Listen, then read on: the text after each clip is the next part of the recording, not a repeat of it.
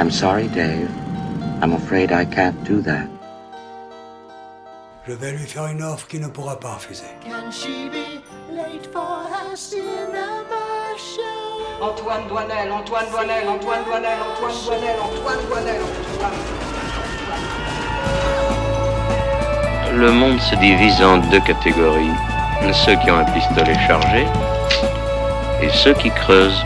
Toi, tu creuses. Parlez-vous, con de mime! Je suis un homme. Ah, personne n'est parfait.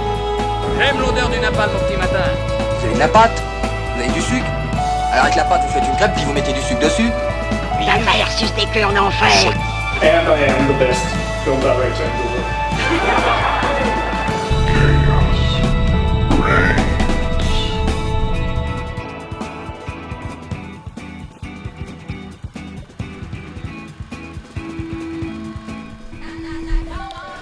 Mesdames, messieurs, bonsoir, bienvenue dans ce 35e épisode de The Cinema Show, un épisode un peu spécial puisque consacré au 79e Festival International du Film de Cannes qui vient de se clôturer. Je m'appelle Hugo et j'aurai l'honneur d'animer une soirée qui s'annonce mythique et mémorable. Je vois déjà s'avancer sur notre tapis rouge mon premier chroniqueur. Il a été absolument marquant l'an dernier lors de la 78e édition du festival. On se souvient évidemment de son immense rôle dans le final de la saison 7 de TCS. Et bien sûr, tout le monde se rappelle également de son film Royce Show, sorti en 2024. C'est bien sûr Lucas. Comment ça va, Lucas? Un petit mot pour nos spectateurs? Ça va très bien, c'est un honneur d'être ici ce soir, vraiment. Je vois arriver un homme de l'ombre, il a été le monteur officiel des vlogs de cette édition du Festival de Cannes. Il a également brillé dans le rôle de Fortnite dans Fortnite. Il a été un cascadeur hors pair dans le générique du dernier épisode de Cinéphilique, rôle malheureusement coupé au montage. Il accompagne Luca Bernardini en tant que monteur officiel de Royce Show. Hugo, bonsoir, comment tu sens cette soirée? Bonsoir, bah écoutez, ça va, pour une fois je sors de mon bureau, je ne vois pas une table de montage, donc ça me fait beaucoup de bien là, ouais. Alors désolé Hugo, on te quitte car je vois arriver les deux stars de cette soirée. Elles ont brillé pendant 2 semaines sur la croisette à représenter Radio Campus Montpellier. On a pu les apercevoir sur les marches dès l'ouverture de cette 79e édition et presque tous les jours sur nos réseaux. Ce sont nos deux accrédités, Naomi et Oksana. Bonsoir à vous deux. Alors pas trop le somme de passer de Cannes à TCS? Non, parce que finalement on part pour retrouver une famille, parce que vous êtes tous ma famille. Wow. Merci pour cette place. Merci pour ce prix. Donnez-lui un Oscar par pitié, franchement. C'était beau, c'était beau. Alors que pour rappel, la technique sera assurée ce soir au son par Yanis et à la vidéo par Lucas, que tout le monde connaît pour le rôle dans la réalisation des autres épisodes de TCS. Il était dans Royce Show. Et tandis que j'aperçois Simon sur le tapis rouge à qui tout le monde souhaite un très joyeux anniversaire. Joyeux anniversaire, patron. Simon. Patron Simon. Cher accrédité, cette soirée exceptionnelle sera donc constituée d'un débrief complet et intégral du 79e Festival de Cannes, mais aussi de 2 débats, Star Wars de Mandalorian and Grogu de Jon Favreau et Autofiction de Pedro Almodovar. Évidemment, après ces débats, nous pourrons retrouver notre top du Festival de Cannes. Après cela, Lucas proposera un quiz du tonnerre avant de ponctuer cette soirée par nos recommandations. Tout le monde est en place, c'est donc l'heure de lancer cette émission spéciale Cannes. Ça y est, l'équipe très attendue du film Red is Dead vient d'arriver. Oui, toute l'équipe, puisqu'il y a Odile de Ray, l'attaché de presse, et un tranche probablement, puisqu'il est très difficile d'avoir une invitation. Donc c'est sûrement un tranche. Rappelons tout de même, Carole, que pour l'instant personne n'a vu le film. Vous-même, l'avez-vous vu? Non, tout à fait. En même temps, il faut être honnête, Jean. Nous n'avons malheureusement pas le temps de voir les films, puisqu'il faut se préparer, se coiffer, choisir les robes. Mais vous êtes très belle, Carole. Merci, Jean. Samedi, c'est donc terminé la 79e édition du Festival de Cannes. Le jury mené par Park Chan-wook a décerné la Palme d'Or au film Fjord de Christian Mungiu, qui remporte donc sa 2e Palme d'Or après 4 mois, 3 semaines, 2 jours en 2007. Alors avant de vous interroger sur vos ressentis, revenons sur les différents prix qui ont été remis à l'issue de la soirée de clôture de samedi. La Palme d'Or a donc été remise à Fjord, le Grand Prix à Minotaur d'André Zviagintsev, c'est imprononçable, désolé Thierry Frémaux, faut choisir des réals avec des meilleurs noms. Prix de la mise en scène a été donné ex aequo à Javier Ambrosi et Javier Calvo pour La Bola Negra et à Pavel Pavikolski pour Fatherland. Prix d'interprétation masculine pour Emmanuel Macchia et Valentin Campagne dans Coward. Prix d'interprétation féminine pour Virginie Efira et Tao Okamoto dans Soudain. Prix du scénario pour Notre salut d'Emmanuel Mar. Prix du jury pour L'aventure rêvée. Palme d'or du court-métrage à Aux adversaires de Federico Luis. La caméra d'or qui récompense donc le meilleur premier film a été remis à Ben Imana de Marie-Clémentine Duzabejambo. Et le prix Un certain regard à Every Time de Sandra Wollner. Alors du coup, nos accrédités qui ont vu peut-être certains des films de la sélection, est-ce que vous êtes plutôt d'accord avec ces prix ou pas ? Bah déjà, je suis en tempête émotionnelle, d'où Fjord à la Palme d'Or. En fait, je m'en remets pas. Je pense que je dois être à côté de la plaque, parce que moi j'ai aimé des films que les gens ont démontés, et Fjord là, tout content, il se met Palme d'Or. D'où ? Pourquoi ? Alors, moi, j'ai pas pu voir Fjord parce que, à cause d'un enchevêtrement d'événements, j'ai pas pu aller à la séance que j'avais pris de Fjord. Par contre, t'es vraiment pas la seule à être perplexe face à la Palme d'Or.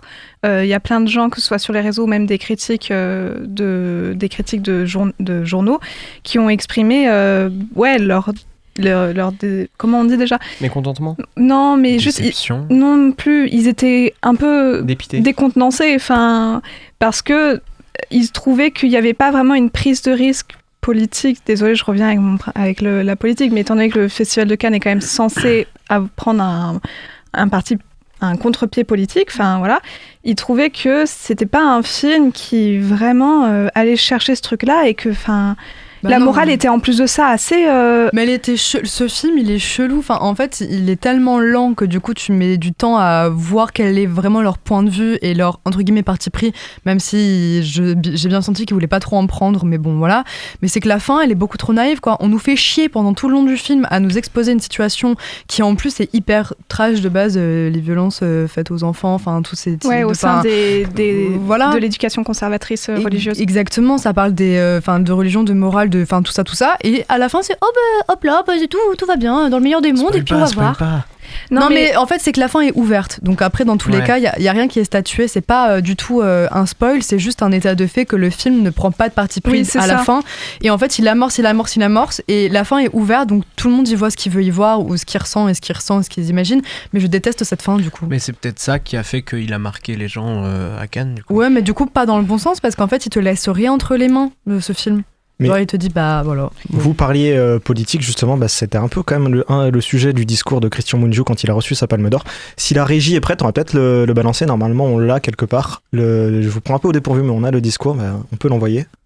Merci de nous avoir décerné cette award parce que nous avons pris un risque. Le risque d'élever la voix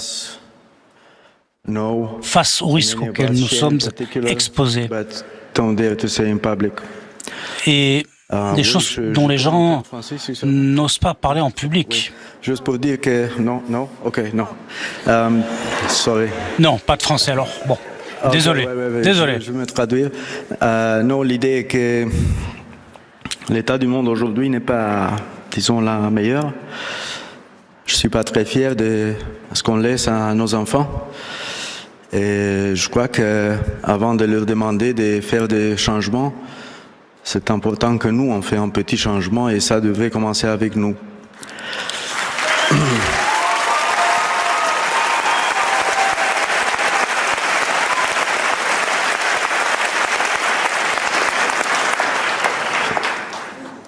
Non mais après, je suis désolée, mais il faut être humble, dans le sens que quand tu veux faire un film qui n'a pas de grande signification politique ni de grande prise de risque, c'est grave, parce que tu racontes la vie en essayant d'être le plus neutre possible, et c'est chouette aussi, mais il faut arrêter de faire genre que t'as essayé de prendre un risque. Non, t'as juste voulu raconter la vie telle qu'elle est, et je pense qu'il fallait s'en tenir à ça. Par contre, de là à prendre une palme, je sais pas. Ouais, mais là, il s'auto-ment, quoi. C'est hyper convenu comme discours quand même. Oui, c'est très là, excuse-moi. Il dit rien de très spécifique. Et puis je sais pas, il y a que moi qui trouve que ça fait un peu discours de je m'y attendais pas et du coup je sais pas trop quoi dire. Il hésite beaucoup, il bégaye, je sais pas, ça fait... Pourtant il savait qu'il allait recevoir un prix puisqu'il est dans la salle, donc... Ouais, mais je sais pas, je trouve le discours vachement convenu. Oui, c'est étonnant. Ouais, et du coup peut-être parmi les autres prix, est-ce qu'il y a des choses qui vous ravient un peu Alors, moi je suis aux anges quant au prix d'interprétation féminine, parce que mon coup de cœur de Cannes cette année, c'était effectivement le film d'Hamaguchi, Soudain, que j'avais trouvé absolument merveilleux et transcendant à plein d'égards, autant sur le plan du scénario que sur le plan de l'acting. Et alors vraiment, qu'est-ce qu'elles le méritaient, les deux actrices, parce que Virginie Efira, au cas où vous ne saviez pas, elle a appris 2 mois avant le début du tournage que c'était elle qui allait jouer dans le film, alors que normalement t'es au courant 6 mois à l'avance, et elle a dû apprendre le japonais par cœur, juste pour pouvoir jouer dans ce film. Et pareil pour l'actrice japonaise dont je me rappelle pas le nom, je suis vraiment désolée. Tao Okamoto. Tao Okamoto a dû, si je me trompe pas, apprendre le français aussi. Et c'est d'une fluidité déconcertante dans le film. Et puis alors le film est long, mais on sent jamais passer les 3h15 mais juste ça fait tellement du bien comme film. C'est vraiment un film bien-être, mais pas un film qui tout à fait c'est pas un feel good movie, c'est vraiment juste un film de bien-être qui enseigne comment on peut se faire du bien grâce à l'autre au sens assez large du terme, sans forcément tomber dans le principe de la sexualité, mais vraiment à comment on apprivoise les corps autrement qu'en passant par la sexualité par exemple. Bref, c'est vraiment un magnifique film. Et alors mon deuxième coup de cœur de la compétition, c'était La Bola Negra. Et là, je suis contente qu'il ait eu un prix, mais pour moi, il méritait tellement plus. Mais tellement plus. Un prix bien plus honorifique, même si, la Palme d'Or de la mise en scène, c'est quand même quelque chose. Mais le film est pareil. Prend tellement au cœur comme ça, et puis il te fait traverser des tas de personnages, tas d'époques, avec un acting absolument incroyable. Et une mise en scène qui n'a pas peur de tenter des choses, qui est très un peu fantastique, pas fantasy, mais un peu fantastique au sens littéraire du terme. Et puis, je sais pas, moi j'ai adoré apprendre l'histoire de la pièce La Boule Noire de Garcia Lorca, que je connaissais pas du tout, et si je me trompe pas, c'est quand même vraiment inspiré de faits réels. Et ouais, juste les acteurs, ils sont incroyables, quoi. Et il y a un film français qui a bien marqué aussi la Croisette, c'était donc le prix du scénario Notre Salut. Est-ce que vous l'avez vu ? Non, je suis désolée. Alors, ce que j'ai vu, ce que j'ai vu des réactions, c'est que les gens étaient un peu surpris qu'il ait le prix du scénario, parce que c'était vraiment, on sait pas à quel film donner ce prix, donc on va le donner à Notre Salut, ou inversement, on sait pas quel prix donner à Notre Salut, donc on va lui donner le scénario. Mais visiblement, il méritait plutôt mise en scène, mais du coup, ça a permis à Emmanuel Mar de faire un discours que je trouve plutôt bien. Enfin, très bien même, donc je vous propose qu'on l'écoute. Normalement, on l'a en régie. Avec les personnes avec qui on a fait ce film, voilà, on a essayé de se demander comment la violence, comment le besoin de dominer, comment le besoin de se rassurer en excluant l'autre, comment ces espèces de petits chefs qui ne savent pas aimer, qui ne savent pas partager, qui ne savent pas juste regarder un autre comme un être humain, eh bien ces gens-là qui jouent au petit chef, au patron, au père de famille, eh bien aujourd'hui, quand ils sont à la tête d'un État ou d'une entreprise ou de n'importe quoi, ils excluent, ils bombardent et génocident. Je vous remercie. Moi, je trouvais que c'était plutôt un discours fort. Oui, et puis pour moi, ça va de pair avec le mouvement qu'il y avait dans l'ensemble, soit des discours, soit des récompenses, qui est de faire valoir le collectif, parce que ce soit pour le prix d'interprétation féminine ou masculine, ils ont récompensé 2 acteurs à chaque fois, pour vraiment mettre en avant le fait que quand tu es acteur, c'est un jeu à 2, c'est pas un jeu tout seul. Et dans les 2 cas, effectivement, ça fonctionnait très bien. Surtout, moi, j'ai pas vu Coward, mais j'ai vu Soudain, et ça marchait très bien. Mais oui, c'est important qu'ils mettent en avant le principe de collectif et la mouvance très actuelle de l'individualité et de l'exclusion. Donc oui, c'est un beau discours. Et à l'inverse, on a des discours aussi pendant ce festival qui ont complètement esquivé le message politique. Là aussi, on a un extrait, je propose qu'on se passe le meilleur extrait ce festival de Cannes. Donc je suis Yazid du média Parole d'Honneur, et donc l'année prochaine se dérouleront les élections présidentielles en France. Le Rassemblement national, fondé par certains des collaborateurs de Klaus Barbie, traîtres à leur nation, ont une chance d'arriver au pouvoir. Pensez-vous qu'il est aujourd'hui primordial, pour ne pas trahir la mémoire de Jean Moulin, de combattre résolument le Rassemblement national? Pensez-vous également que la France insoumise, majoritaire à gauche, est aujourd'hui le meilleur rempart à l'extrême droite, son programme étant aussi inspiré du programme du Conseil national de la résistance? Question pour Gilles Lelouch, s'il vous plaît. Elle n'est pas un tout petit peu orientée, votre question, non? J'ai pas de réponse à ça, monsieur. Je sens qu'on n'est vraiment pas là pour commenter la politique française.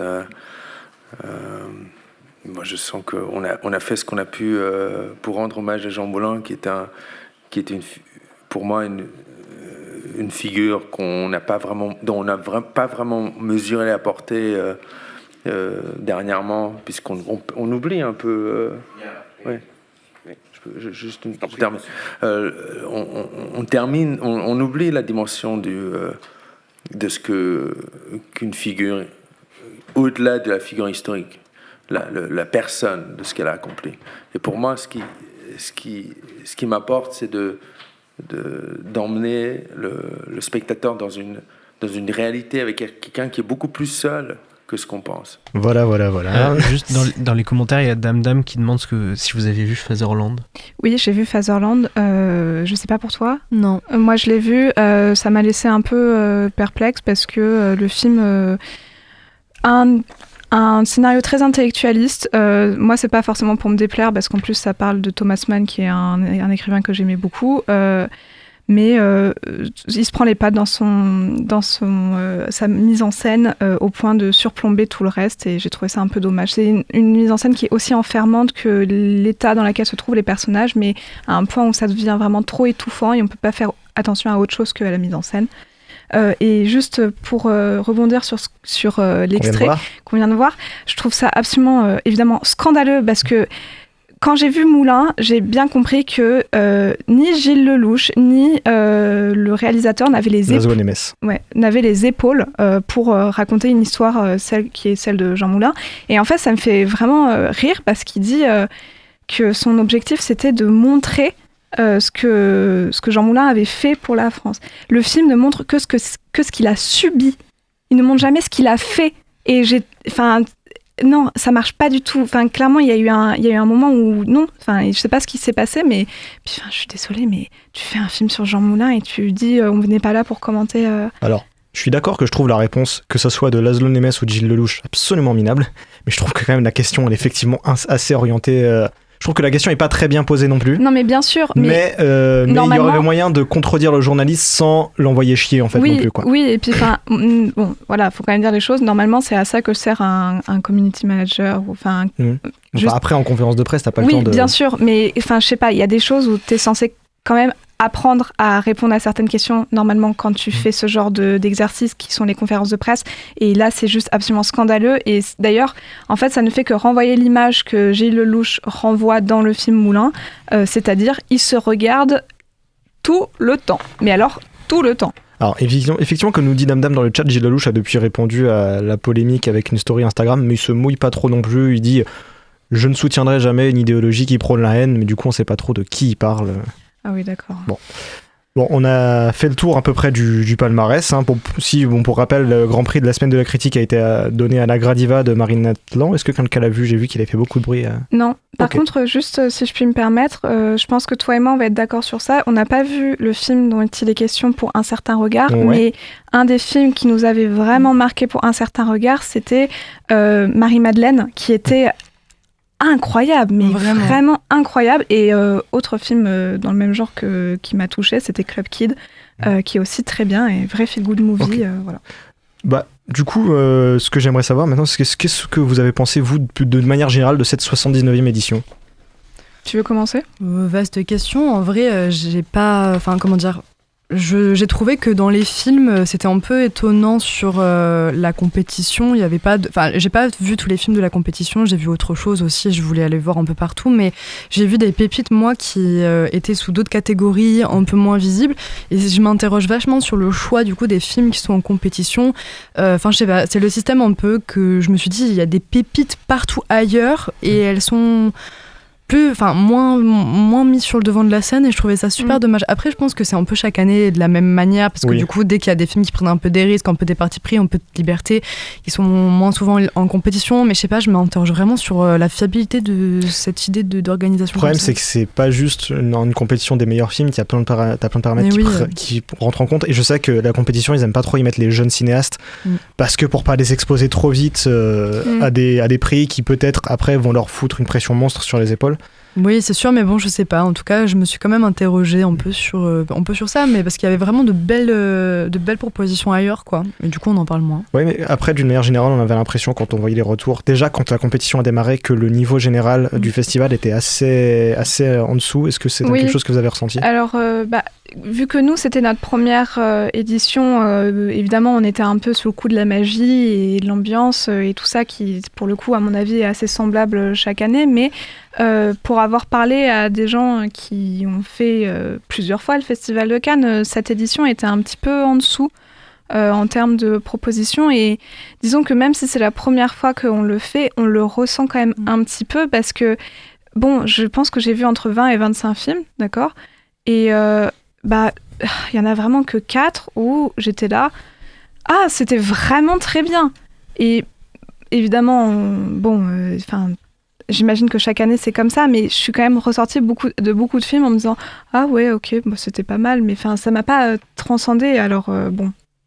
C'était pas le fait de voir beaucoup de films dans la journée aussi, non, que j'ai dit une bêtise, par exemple, tu sors de ta dernière séance à minuit, 1h du mat, tu dis c'était cool, mais j'ai vu 4 films avant, quoi. En fait, je sais pas, parce que je partage le sentiment de Naomi et j'ai eu un rythme un peu moins soutenu que toi, dans le sens que j'en voyais max 3 par jour, pour le coup, parce que justement, j'avais envie de profiter de l'expérience du film et de pas avoir la tête dans le coton pour ça. Et c'est bête, genre, je sais que c'est pas une bonne remarque, mais en général, il y a plein de films qui arrivent à me toucher, à me faire pleurer ou qui me laissent justement un sentiment après. Et là, j'ai été marquée que par 3 films. Et c'est vrai que je trouve que c'est étonnant de se dire c'est fou qu'il y ait autant de films qui m'aient pas laissé autant de quelque chose dans les mains en fait. Après, ça m'a pas suivi. Il y a 3 films qui m'ont marqué vraiment, qui m'ont laissé quelque chose de fou. Tu dis ok, l'expérience a été checkée, t'as vécu quelque chose à travers ce film.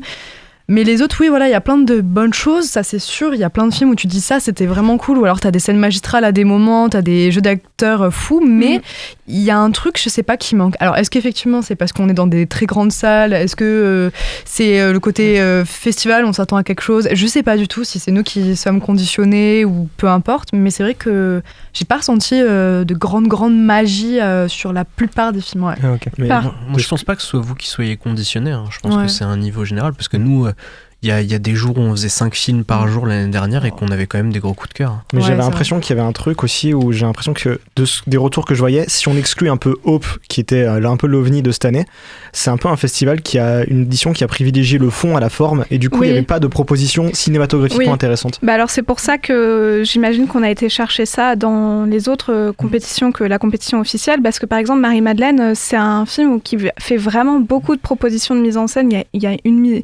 proposition que j'ai trouvé magistrale, qui est celle où elle prend de la bœuf et enfin, si vous voyez le film, vous verrez, c'est vraiment intéressant. En une phrase, je pense que t'as convaincu les gens là. Ça sort quand Mais non, c'est vrai que, disons que non seulement en termes de forme, il n'y avait pas non plus vraiment des propositions de fou, mais en plus de ça, même en termes de fond, il y avait quand même des thèmes très récurrents. Alors, il y a pour le meilleur et pour le pire, soyons très clairs, parce que du coup, ça fait qu'on a eu un festival qui avait énormément de personnages féminins principaux, et ça, c'est quand même assez génial, mais aussi énormément d'histoires queer, parce qu'il y avait la Queer Palm, et ça, c'était vraiment super cool aussi, mais clairement, tout le monde ne sait pas traiter ça aussi bien que d'autres films. Par exemple, la Bola Negra en parle extrêmement bien.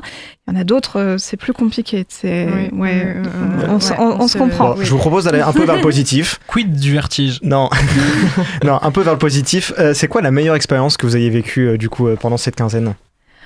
Il y en a eu beaucoup. Le vertige ? Non, tu veux dire en termes de film ou en termes en général ? Expérience. En termes d'expérience ? Ça, c'est vaste. Parce que moi, je pensais à l'ouverture, parce qu'on a des extraits. Ouais, en fait, l'ouverture, je pense qu'on est un peu d'accord. L'ouverture, c'était vraiment cool, mais c'était tellement long. Et en fait, tu te rends compte que c'est pas si magique que ça. Enfin, genre, c'est très protocolaire, c'est très rapide, et en fait, tu restes très vite sur ta fin. Genre, tu fais et ça passe très vite devant toi, quoi. Mais c'était quand même très cool. C'est trop cool. Est-ce que vous étiez contente de voir Peter Jackson ? Oui, bien sûr. Est-ce que Peter Jackson était content de découvrir son prix, de recevoir son prix ? Je vais y arriver. Il était surtout content de nous voir. Et ouais, j'espère. Comment il va à Suisse ? Je crois qu'il parle de vous. On va écouter ça tout de suite dans son discours. C'était presque miraculeux, parce que la Palme, jamais je n'aurais imaginé que j'en gagnerais une un jour. Je ne fais pas des films qui se prêtent à une Palme d'Or, pensais-je. Donc c'est vraiment une surprise à tous les égards. Et un honneur énorme qui m'est fait. Je suis venu que 2 fois avant à Cannes, mais les 2 fois, eh bien, ici à Cannes, ça a été des jalons importants dans ma carrière. Bad Taste, donc ce fameux film qui a été mentionné. Et j'ai bossé pendant 4 ans là-dessus. Quand j'ai fini, la commission du film l'a amené ici pour essayer de commercialiser, et je suis venu. Donc de la Nouvelle-Zélande à Cannes, ça a été quand même quelque chose comme un choc culturel. Bon, alors, il n'a pas parlé de vous. Si, quand il dit c'est un honneur, c'est miraculeux. Il vous regardait à ce moment-là. Là, il me parlait exactement. Il regardait exactement vos places, je sais pas ce que c'était dans le balcon, mais... Loin, mais il savait exactement regarder. Ouais. Évidemment. Oui, il avait l'air content et puis même voir Elijah Wood en vrai, c'était génial. Et alors, ça fait partie du top 10 des gens que j'ai le plus envie de voir en vrai. Il a vraiment l'air d'être un humain très gentil, mais même en vrai dans sa façon de marcher et trucs comme ça. Et le truc, c'est il est tout petit. C'est un hobbit. Tu vois si des gens sont gentils ou méchants à leur façon de marcher. Oui. Attends, s'il marche comme un hobbit, il est forcément gentil. S'il marche avec un couteau, pas sûr. Mais d'ailleurs, un hobbit avec un couteau, c'est pas banal. Vraiment, c'est hyper anecdotique comme truc, mais tu sais, avant qu'ils donnent la palme d'honneur, merci, ils envoient un extrait de tous les films qu'ils ont fait comme ça, et je suis persuadée que la personne qui a fait le montage est quelqu'un de la Gen Z, parce que en plein milieu des musiques qui étaient utilisées, il y en avait une, c'était typique des vidéos backroom. Alors que pendant la cérémonie de clôture, quand Munju reçoit sa palme, c'était la musique de Superman. Mais je sais plus comment elle s'appelle. Tu vois, les montages comme ça pour faire des récapitulatifs de carrière, ils sont très très forts au Festival de Cannes et au Festival Lumière. Les équipes de Titi, ils sont très forts là-dessus. Mais voilà, là je tiens juste à dire que clairement il y avait quelqu'un de la Gen Z qui l'a fait parce qu'il a foutu la musique des backrooms. Je sais plus laquelle c'est, mais tu sais, c'est celle qui est grinçante. Putain, ils ont mis une musique de Feldup. Du coup, qui a fait le montage. Les deux cérémonies étaient présentées par Ai Aïdara. Je sais pas si vous avez regardé la cérémonie de clôture samedi soir, mais qu'est-ce que vous avez pensé au moins de la cérémonie d'ouverture? Elle est d'une élégance, c'est un truc de fou. Elle est magnifique. Elle parle très bien. Bon, c'est une super actrice, donc évidemment il y a ça qui joue aussi. Mais moi j'ai trouvé que c'était une super hôtesse de cérémonie. Ça se dit hôtesse de cérémonie? Oui. Okay. Maîtresse plutôt, mais maîtresse de cérémonie. Franchement, rien à dire. Elle était nickel. Et puis évidemment, comme chaque année, on a eu un petit extrait musical. Est-ce que vous voulez qu'on s'en écoute un extrait? Oui, bien sûr. Bien sûr. 1, 2, 3, 4.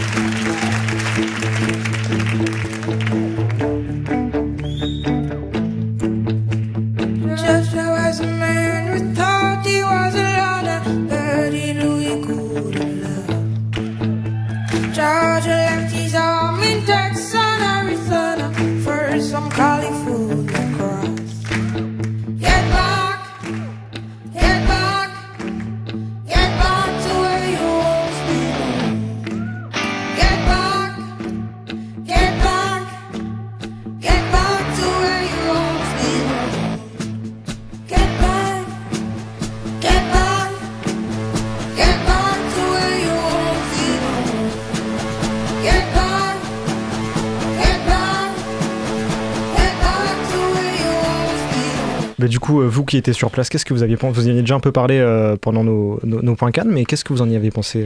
On en a pensé que, étant donné qu'on nous avait teasé Théodora quand même, et que Oksana comme moi sommes des énormes fans de Boss Lady, voilà.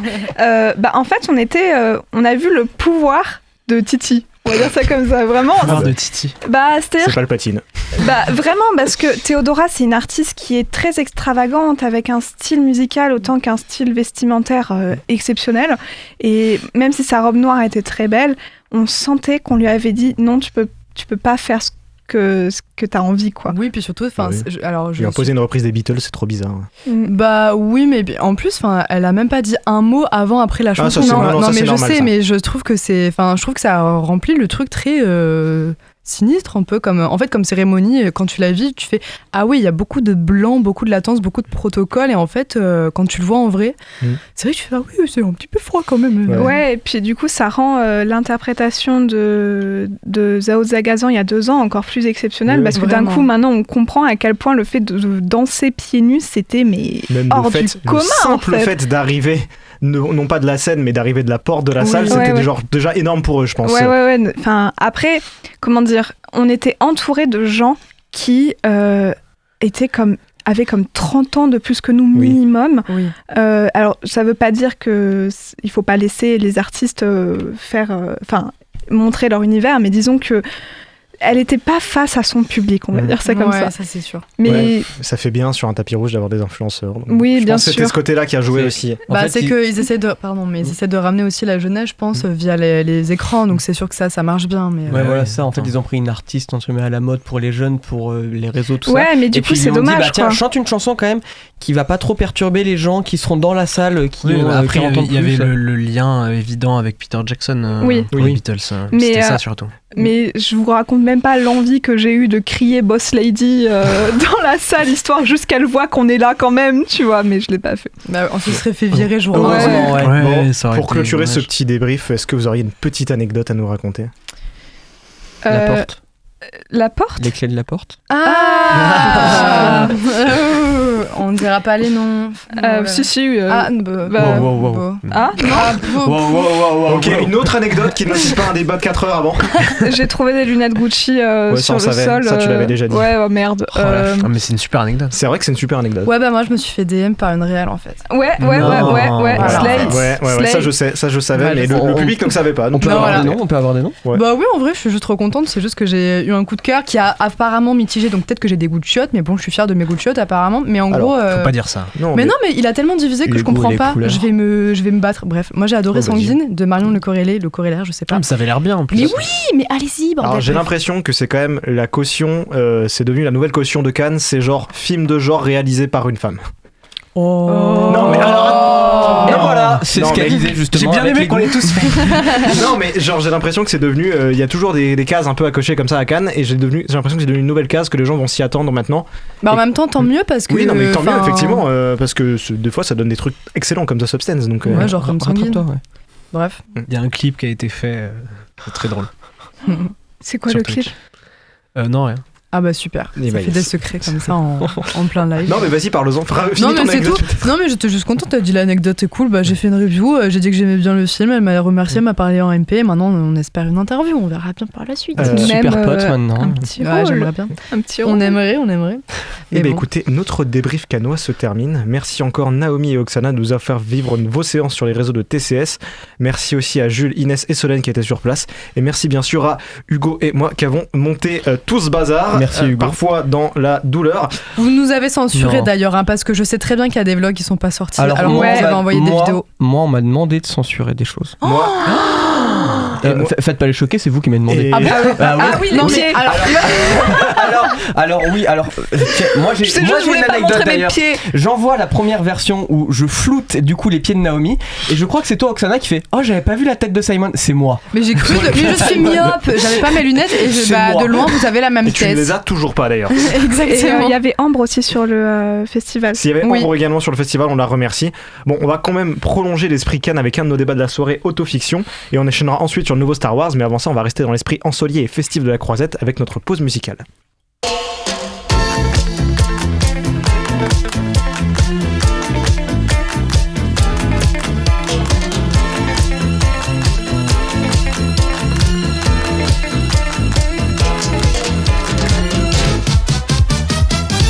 Passeggio tutta sola per le strade, guardando attentamente i monumenti, la classica straniera con un'aria strana che gira stanca tutta la città. A un certo punto della passeggiata mi chiama da una parte un ragazzino, sembrava a prima vista tanto per benino, si offre a far da guida per la città.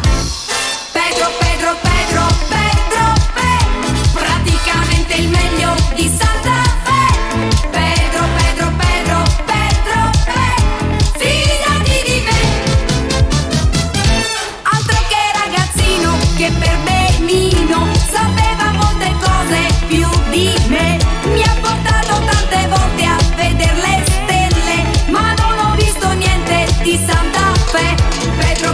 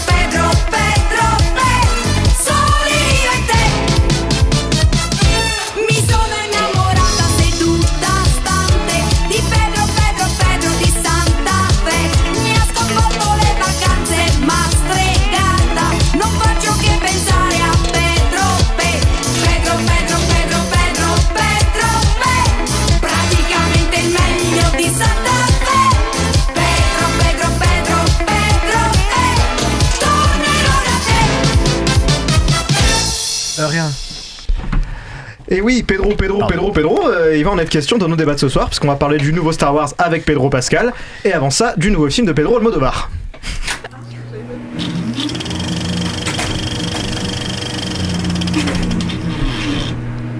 Un an après La Chambre d'à côté, Pedro Almodóvar est de retour avec un nouveau projet, Armaga Navidad, ou autofiction en français. Ce nouveau film a-t-il convaincu nos chroniqueurs ? Eh ben on en parle tout de suite. Creo que terminó el guión. ¿Estás contento? Creo que se queda un poco corto, le falta algo, no sé. Pero siempre dices lo mismo cuando terminas de escribir, ¿no?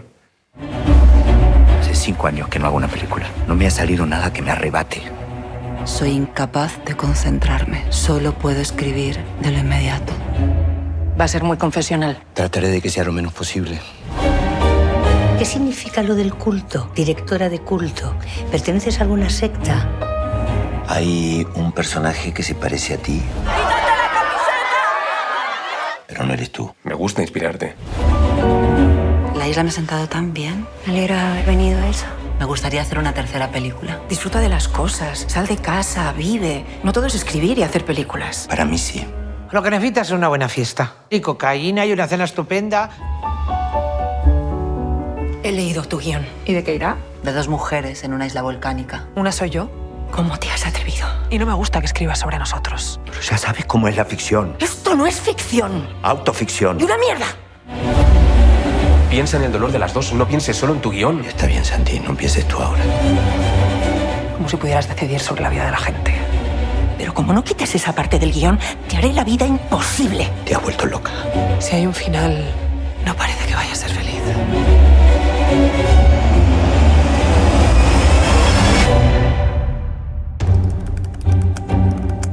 Olvidas que es una ficción y que soy yo la que elige el final.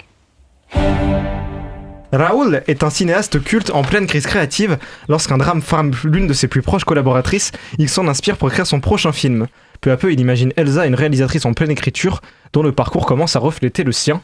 Les 2 cinéastes deviennent les facettes d'un même personnage dans un jeu de miroir où l'impudeur de l'autofiction dévoile autant qu'elle détruit. Mais jusqu'où peut-on aller pour raconter une histoire ?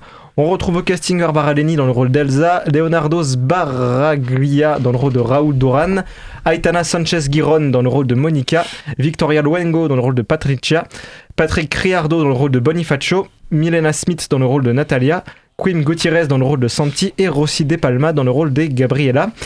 Est-ce que quelqu'un veut comment Naomi peut-être sur autofiction Oula, pardon, je m'y attendais pas. C'est toi qui as apprécié. Donc. Oui, mais Oksana aussi, elle a beaucoup aimé. Écoute, on va faire ça à 2 si tu veux. On se complète. Oui. Vous ne voulez pas laisser les autres parler, c'est ça Non, ah, okay. Non, voilà. Vous n'aurez pas le droit. non. Alors moi, je suis assez cliente du cinéma de Almodóvar. J'avoue que ça me parle. Le dernier qu'il avait fait avant, La Chambre d'à côté, m'avait un peu moins parlé que les autres, mais parce que ça abordait un thème à laquelle moi je m'identifie pas forcément encore très tôt, c'est-à-dire la mort. C'est deep quoi. Enfin, voilà. Mais autofiction. Moi, j'ai passé un très bon moment parce que j'adore les films qui vont se foutre de leur gueule, de la gueule de tout le monde, qui se prennent pas au sérieux, qui expliquent qu'il faut pas se prendre au sérieux.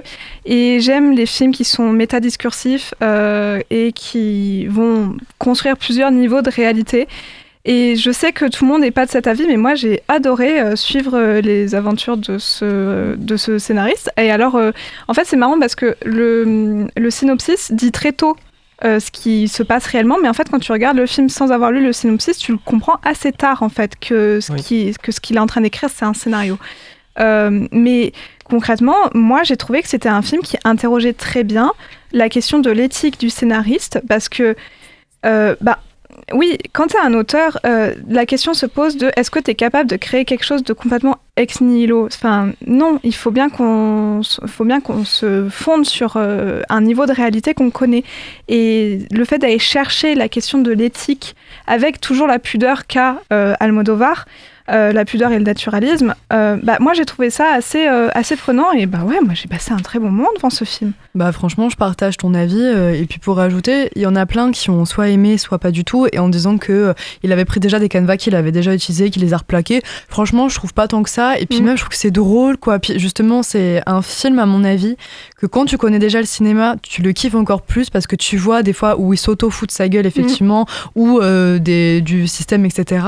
Et il y va à fond et il en joue et c'est drôle. Et je trouve que quand tu connais déjà, en tant que spectateur, son cinéma, t'as plein de clins d'œil, t'as l'impression en fait de rigoler un peu avec lui et d'être plus proche du réel, ce que je trouve vachement sympa. Mais c'est sûr que si c'est un film que tu découvres un peu, où tu découvres le travail du réalisateur, c'est peut-être pas le mieux pour découvrir son travail, mais je trouve que ça fonctionne chouette, très bien. Et ça fonctionne, oui. Et je rajouterais que, alors évidemment, nous on l'a vu dans un contexte un peu particulier, c'est-à-dire on l'a vu à Cannes. Voilà, nous aussi on peut dire ça. Il faut faire ça, il faut faire ça. Ah, pardon. On l'a vu à Cannes. Mais disons que quand on a passé 10 jours à voir des films qui ont plus ou moins un scénario construit, qui se prennent énormément au sérieux et surtout au niveau de l'histoire, au point de te dire regarde, je vais te jeter l'histoire dessus et puis tu vas pas vraiment comprendre et je vais pas non plus vraiment t'expliquer. Un film comme ça qui explique les gars, vraiment on se prend trop au sérieux, on va redescendre, ça fait plaisir, quoi. Oui, puis je trouve qu'il y a un truc aussi, c'est une mini philosophie rapide, mais en gros, on dit souvent qu'il faut pas prendre les spectateurs pour des cons parce que du coup, on peut se permettre d'être hyper évasif et de faire un mystère parce qu'il va savoir et tout. Mais je trouve que c'est bien aussi des fois d'être hyper terre à terre et d'être hyper franc, hyper direct et de garder une petite un côté mystique, un côté énigmatique à certains endroits qui sont nécessaires en fait. Et ça fait du bien juste en fait, genre tu dis tu comprends tout et puis après là où il se fout un peu de la gueule du système et tout, tu peux ne pas le comprendre ou pas, tu peux l'avoir ou pas, tu peux le partager ou pas, mais au moins il est bien placé dans son qu'est-ce qu'il donne et qu'est-ce qu'il partage, quoi. Et je trouve qu'un film généreux comme ça, ça fait du bien en fait, genre c'est honnête. Voilà. Lucas ? Alors déjà, je tiens à dire que l'acteur qui joue Bonifacio est un mélange de Cody Rhodes et Chance Crawford. Mais vraiment, voilà, je le dis. Ouais, t'as mis un choc mental à Hugo. J'ai la vision. Oui, c'est vraiment un mélange de Cody Rhodes et Chance Crawford. Oui. Bref, tu peux nous rappeler qui sont ces gens? Cody Rhodes c'est un catcheur et Chance Crawford c'est l'acteur qui joue The Deep dans The Boys. Et vraiment le gars ressemble à un mélange, c'est un enfant des deux, c'est terrible. J'ai vraiment pas du tout aimé.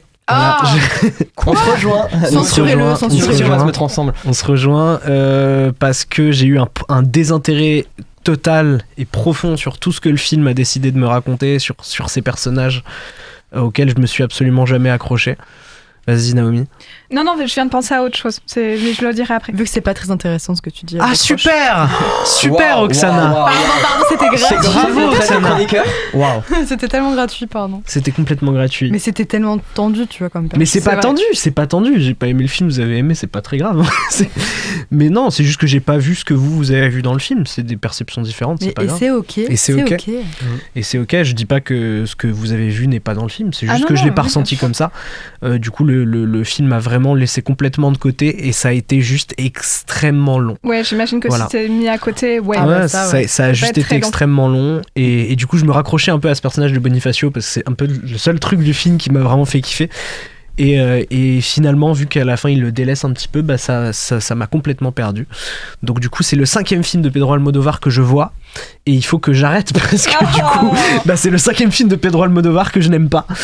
Donc si j'avais bien aimé La Voix humaine, c'est le seul, j'avais bien aimé La Voix humaine, mais voilà, rien d'autre à dire, hein. Ça ne m'a pas eu. Je rajouterais juste un truc qui, moi, m'a beaucoup plu dans sa façon de filmer, c'est-à-dire qu'il a mis en avant l'érotisme masculin plutôt que l'érotisme féminin, et du coup, il a une façon de filmer le corps masculin qui est vraiment très plaisante, mais plus loin que simplement... c'est filmé d'une manière extrêmement sensuelle et j'ai trouvé ça très beau. J'ai trouvé qu'il avait osé filmer un homme comme on filme une femme. Voilà. Et je trouve que du coup, oui... Parce que du coup, c'est vrai qu'on se dit que c'est trop pour un homme et en fait pas du tout et ça change. Et c'est vraiment une façon de filmer qui met vraiment en avant le côté écrit du cinéma. C'est-à-dire que c'est filmé de manière tellement sensuelle qu'on imagine très bien le fait que ce soit écrit dans le scénario et en même temps filmé afin de correspondre au scénario. Pour moi, c'était vraiment genre l'égalité parfaite. Oui, et je trouve que ça fait plaisir aussi de se dire que souvent c'est très gratuit dans les films de montrer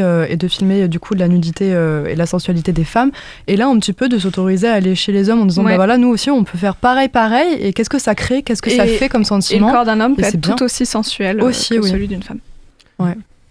Hein le corps d'un homme, Hugo, qu'est-ce que ça y est, on l'a perdu. Qu'est-ce que tu penses du corps des hommes? Alors j'adore le corps des hommes. Non. Clippez. Moi, autofiction, je rejoins Lucas, un profond désintérêt. Je me suis ennuyé pendant 2 heures.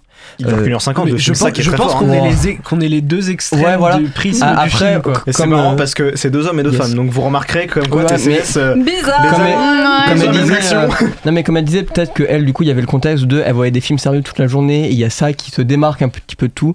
Moi, je suis allé voir que ça aujourd'hui, voilà quoi, 1h50, c'est long quand tu t'intéresses à pas du tout en fait à ce qui se passe, et en fait pour moi globalement le scénario se résume à c'est un auteur, il lui arrive des choses, il écrit du coup ce qui lui arrive, donc en fait on voit son personnage du coup lui arriver les mêmes choses et écrire un petit peu aussi. Pas tout à fait les mêmes choses. Oui, non mais à quelques détails près, parce que comme ils disent ils veulent pas exactement mettre ce qui se passe, mais en fait globalement c'est une boucle comme ça où il se passe quelque chose, il écrit, ça arrive, on voit, hop et tac, et c'est une boucle comme ça, et je me suis ennuyé quoi. En soi je trouve ça intéressant de parler du fait que les auteurs s'inspirent de ce qu'ils vivent et des situations qu'ils vivent et qu'ils voient autour d'eux pour écrire. C'est très intéressant parce que c'est la vérité, tous les auteurs écrivent comme ça, enfin moi je pense que tous les auteurs écrivent comme ça, sûr et certain. Mais je pense que c'est vraiment pas, je pense que exactement la même chose pour toi, c'est vraiment pas ça qu'on reproche au film, c'est juste que le film ne nous a jamais eu, enfin moi le film ne m'a jamais eu, même malgré le fait que j'apprécie ce dont il parle, il ne m'a littéralement jamais emporté dans son histoire. En fait, moi, pour le coup, je trouve que l'histoire est inintéressante. Là, on va pas se rejoindre vraiment, mais en fait, je trouve qu'il n'y a pas vraiment d'histoire. C'est pas terrible. Il y a ce truc-là d'effectivement de parler de cet auteur. Et puis moi, je trouve ça rigolo que ce soit un mec qui écrit sur un mec qui écrit sur une femme qui écrit. Je trouve ça rigolo. C'est marrant parce que c'est le piège con de tous les étudiants en cinéma, c'est d'écrire sur des mecs qui savent pas quoi écrire. Mais là c'est pas vraiment ça, c'est pas un mec qui sait pas quoi écrire, c'est un mec qui s'inspire de ce qui se passe autour de lui pour écrire. Et que ça... Et il a les répercussions de ça, les répercussions du fait qu'il s'inspire des choses autour de lui. Il y a un peu de histoire parallèle dont on avait parlé la semaine dernière, mais c'est mieux fait qu'histoire parallèle. Largement. Mieux fait qu'histoire parallèle, je trouve. Oui, je pense que... Non, pardon, excuse-moi. Tellement de politesse. Non, c'est mieux fait qu'histoire parallèle, mais reste que ça m'a pas eu... Moi, j'ai bien aimé la fin, par contre. Tu vois. Moi, j'ai bien aimé la fin. Mais le reste du film m'a complètement lâché, à part Bonifacio parce qu'il est extrêmement beau. Mais voilà, c'est tout. Je pense que c'est quand même un truc qu'il faut lui donner, c'est qu'il gère extrêmement bien le film tiroir et les histoires à tiroir, c'est-à-dire l'histoire dans l'histoire dans l'histoire. Ouais. Ça, pour le coup, je trouve que ça demande une sacrée maîtrise de la réalisation et du scénario pour que le spectateur s'y retrouve et s'en mêle pas les pinceaux, ou alors qu'il s'en mêle les pinceaux pile là où il a envie que le spectateur s'en mêle les pinceaux. Après, je remets pas en doute ses talents de scénariste, tout ça. Ça, pour le coup, vraiment pas. Mais c'est juste qu'en fait, moi, ça m'a pas du tout. Et en fait, moi, j'ai trouvé ça dommage parce que j'ai vu que 2 films, c'est-à-dire La Voix humaine et Strange Way of Life, où les deux, je les avais globalement bien aimés, même si j'avais quand même préféré La Voix humaine. Donc là, en fait, j'étais vraiment allé avec un a priori positif et tout. Et quand je suis arrivé et que j'ai commencé à regarder, je me suis dit, bon, ok, c'est peut-être que le début, tout ça. Et en fait, plus le film avançait, plus je me désintéressais de ce qui se passait. Ouais. Et en fait, au bout d'un moment, j'ai dit, vas-y. Mais il a un rythme un peu particulier, Pedro Almodovar, dans ses films. C'est un peu toujours un rythme similaire. Et c'est effectivement, moi, quelque chose qui me laisse toujours de côté. Moi, c'est vraiment ça que j'aime pas trop dans son cinéma. C'est pas le rythme, c'est vraiment en fait tout ce qui va. Je pense que pour le coup, c'est quand même très personnel, parce que moi, c'est vraiment un rythme qui, pour moi, me parle. Mais du coup, là, j'imagine que c'est une question de rythme assez personnelle. Après, il y a un truc aussi où je pense vraiment, après c'est peut-être un mauvais ressenti, mais j'ai la sensation que c'est normal s'il y en a plein qui se sont pas sentis pris dans l'histoire, parce que il parle vraiment, je pense, à une certaine niche. Vraiment, soit à ses spectateurs... Moi, je l'ai pris comme ça. Soit à des spectateurs qui le suivent depuis longtemps et que du coup, il y a vraiment une sorte de partage, de clin d'œil sur lui-même, sur sa manière d'écrire. Vraiment, il donne un peu les coulisses un peu de comment il peut écrire, de quelle est un petit peu sa vie. Il en donne un peu. Et c'est sûr que si, par exemple, on n'est ni très fan, ni qu'on a trop suivi, ni que ça nous intéresse globalement, en fait, ça laisse en dehors. Pour moi, c'était vraiment un film pas pour tout le monde, mais assez niche pour une petite partie de spectateurs. Pour les aficionados de son cinéma. Ouais, en fait, c'est limite un documentaire sur comment il fait ses films. Un petit peu. Non, mais en fait, vraiment ça, sur la création d'un scénario, sur les questions un peu même morales que ça peut entraîner, sur les complexités. Je trouve que ça, c'est chouette. Mais c'est sûr qu'en fait, si on n'aime pas écrire, qu'on n'est pas du cinéma et qu'on en a rien à foutre, ça nous laisse extérieur. Mais quand moi, j'en ai pas du tout. Oui, non, mais je sais, mais t'aimes pas. Oui, mais par exemple, moi, j'aime qu'on me raconte ça. Oui, mais vu que t'aimes pas le. C'est Almodovar. Oui, mais vu que tu n'aimes pas Almodovar, en fait, t'as pas ces clins d'œil parce que j'ai vraiment eu la sensation qu'il essaye vachement de faire des clins d'œil comme un pote à des moments. Il se fout de la gueule de manière un peu comme ça, et il fout tous ces trucs qui marchent bien de base dans tous ses films, dans le film actuel, parce qu'il s'auto-fout un peu de sa gueule aussi. Et en fait, il y a 1 milliard de clins d'œil qui fait que si tu aimes son travail plus que tu aimes être intéressé ou que tu écris, ça match grave bien, mais du coup c'est une petite minorité.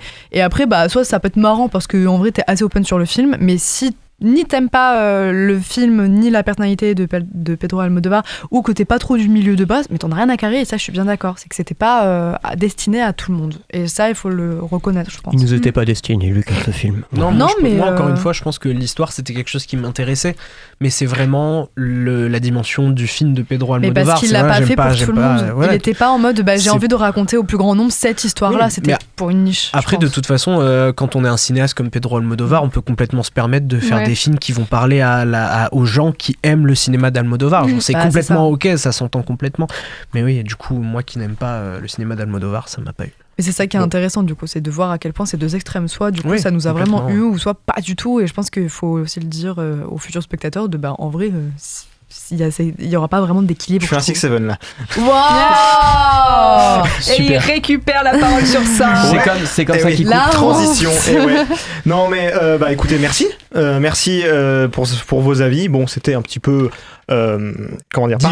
divisé, mais je sais que ça va nous rassembler le prochain, parce que Cannes, le cinéma d'auteur espagnol, la métafiction, c'est bien, mais nous ce qu'on veut c'est de l'action, des batailles épiques entre bien et mal dans l'espace, et ça tombe bien parce que 7 ans après l'ascension des Skywalker et une longue période de contenu dédié à Disney+, la saga Star Wars retrouve enfin le chemin des salles de cinéma avec The Mandalorian and Grogu, suite de la série The Mandalorian diffusée sur Disney+. Alors, Lucasfilm arriveront-ils enfin à rassembler les fans sur quelque chose, ou est-ce que Star Wars est définitivement parmi les commu geeks les plus toxiques avec les fans de Snyder et les fans de Kaamelott? On va voir ça tout de suite.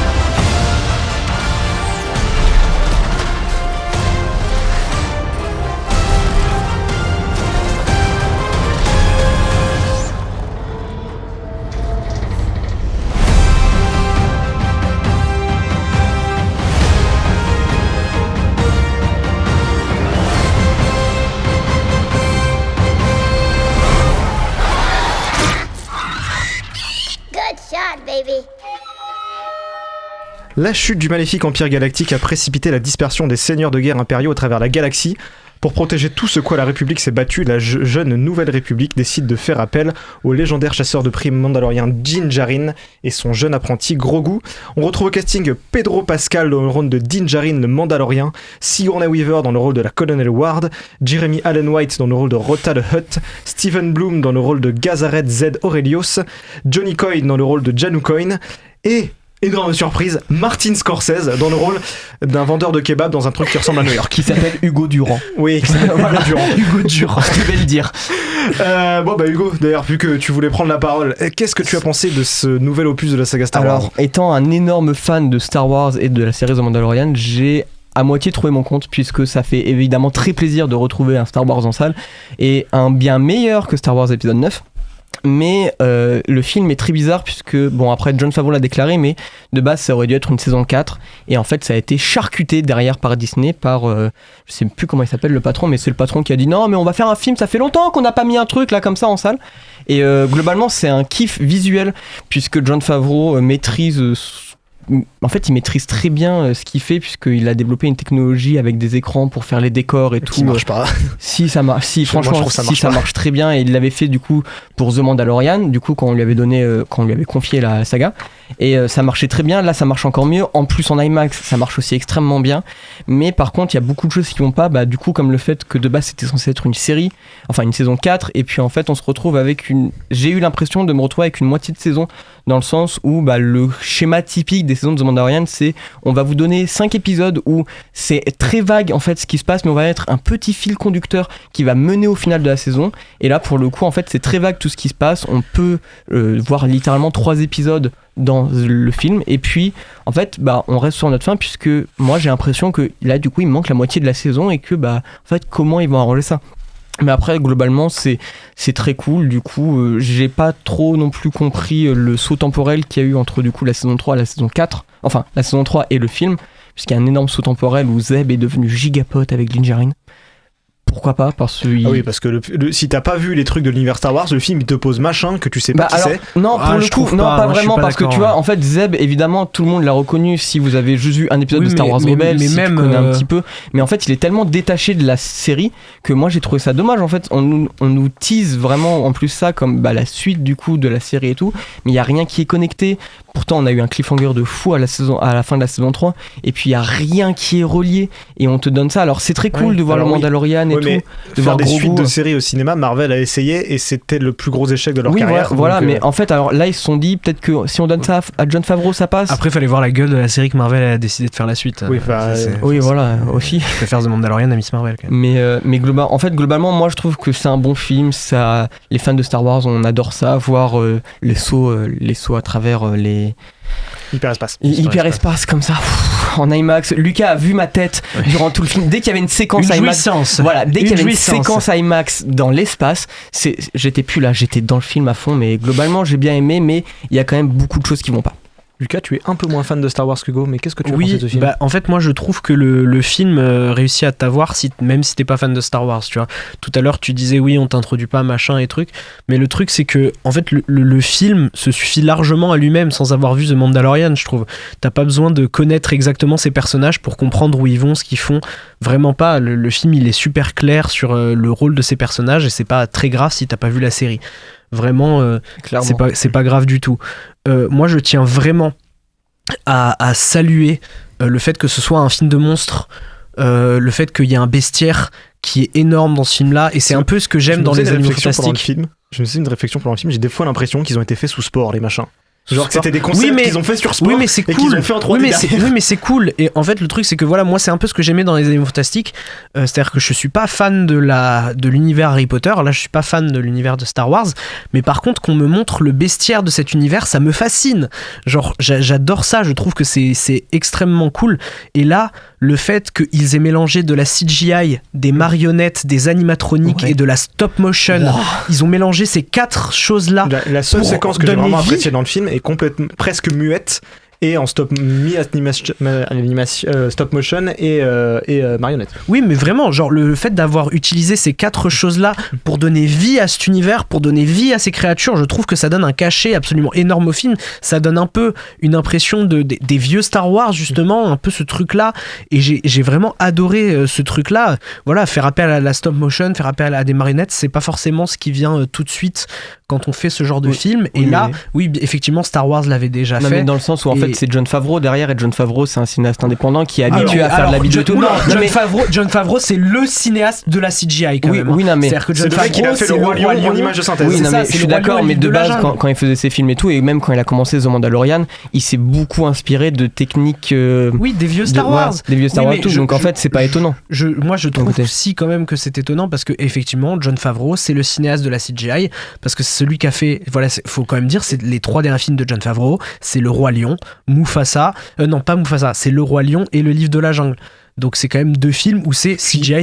Puis ça reste quand même le bon petit soldat de Disney qui fait tout ce que Patron dit. Mais je pense quand même que Jon Favreau il est fasciné par cet univers aussi, tu vois, et que c'est louable. En fait, le film, on ressent qu'il y a une vraie passion de cet univers dans le film.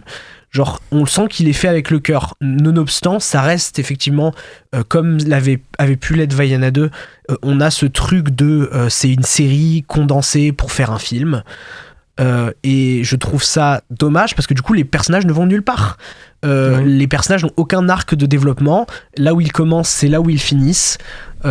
C'est pour que quand ils vont faire la saison 4, on n'ait pas besoin de parler des événements du film pour ceux qui ne l'auront pas vu. Mais du coup c'est dommage parce que les personnages n'évoluent jamais. Malgré le fait que ce soit des personnages qui sont cool, moi je suis content de voir Mando et de voir Grogu au cinéma. Mais voilà, c'est dommage que le film ne sert à rien. C'est dommage d'avoir mis autant de... Si, c'est vrai, oui, désolé. Ça me fait mal. Mais c'est dommage d'avoir mis autant d'efforts et autant de bonne volonté dans un film qui finalement ne sert à rien. Voilà. Mais j'ai quand même bien aimé, je le dis. Voilà, et il a quand même mis J'adore devant moi parce que j'étais là. Mais parce que quand même, tu vois, le moment passé, il est trop cool. Genre, voir Star Wars au cinéma, c'est cool. Non, mais c'est ça, mais tu sors de la salle, t'es content parce que, voilà, comme tu dis, t'as vu Star Wars au cinéma et c'est toujours quelque chose. Et après, tu te dis, bah oui, mais ça n'a servi à rien.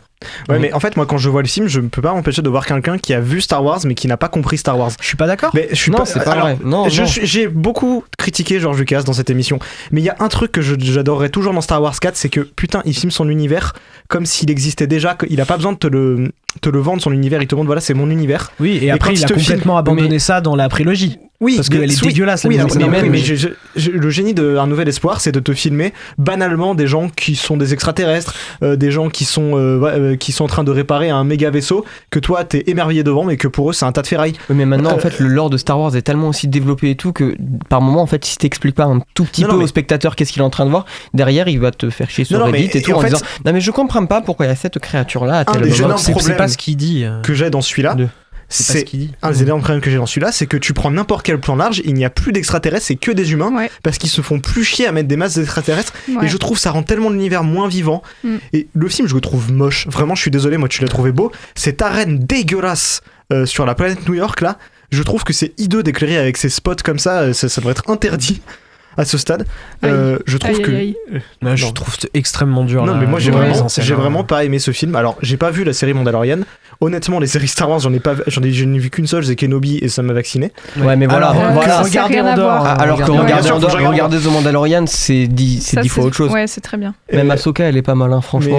Mais franchement, vraiment, déjà ce côté, le film ne va aller nulle part. À part si peut-être je spoil, mais alors attention, c'est rien. À la fin, Grogu il a le droit de toucher un bouton. C'est toute l'évolution des personnages dans ce film. Oui, mais tu vois, regarde par exemple Grogu, le fait qu'il ait le droit de toucher un bouton, ça fait directement écho à la série où en fait, pendant 3 saisons, Grogu il essaye et Mando il fait non, arrête. C'est mon tableau corps. Mais il a raison dans le fait que c'est pas prendre des risques, c'est pas faire évoluer les personnages. Mais parce que le principal reproche qu'on a au film de toute façon. Le film n'est pas là pour prendre des risques. Le film est là pour dire ça fait longtemps qu'on a pas vu. C'est un problème que le film ne soit pas là pour prendre des risques. Cette narration en saison de série, ça donne un effet très bizarre, c'est que j'ai l'impression que le film, si c'était un gars, il serait éjaculateur précoce. Au bout d'une heure, il a fini le gars. Attention parce que alors là vraiment, tu nous as fait une maxime. Je sais qu'elle est étrange. Ah ouais, ah bah là. Si vous avez vu le film, vous savez, au bout d'une heure, c'est fini. Je peux prendre la parole du coup Ouais, vas-y. Pour essayer de sauver le truc. Alors, moi, je l'ai vu il y a littéralement 4 heures. J'ai passé un bon moment. Ça serait mentir de dire que j'ai pas passé un bon moment. Évidemment, ça fait toujours plaisir de retrouver Mando. Et puis Grogu, ça fonctionne toujours aussi bien. Hein. Le petit bébé, il est tout mignon, il est trop mignon. Horrible bébé. Voilà, horrible bébé. Par contre, viens là, mon Mando. Par contre, moi aussi, je suis vraiment bien fan de Star Wars aussi. J'avoue que j'ai grandi avec des parents qui m'ont montré tous les Star Wars. Pareil, des bons parents. Sauf que je te rejoins quand même, Hugo, sur un truc, c'est que ah là là, je suis restée sur ma faim en termes de montrer les univers. Ce n'est pas un film monde, alors que les premiers Star Wars, c'était des films monde. On va vraiment montrer les univers. Et pareil sur le truc des créatures, c'est que quand ils arrivent sur cette espèce de New York, Gotham, tout ce que vous voulez, cyberpunk, cyberpunk, Blade Runner, j'étais là, pourquoi il y a autant d'humains pourquoi il n'y a pas plus de monstres? Parce que pareil, moi j'adorais regarder ces espèces de trucs. Mais là, pour le coup, la planète, elle ressemble vraiment à une planète terrestre. Donc oui, mais ça n'a jamais été un problème pour... la scène de la cantina dans Nouvel Espoir, même Coruscant dans la prélogie, pour le coup, c'est vivant, quoi. Je suis d'accord, mais là, on a ce truc des humains qui se servent des créatures comme du divertissement.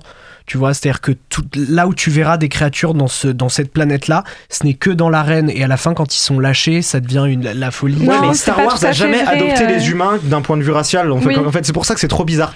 C'est jamais un enjeu dans Star Wars le fait que les humains soient une classe dominante ou quelque chose comme ça. Ouais, et alors, l'autre truc,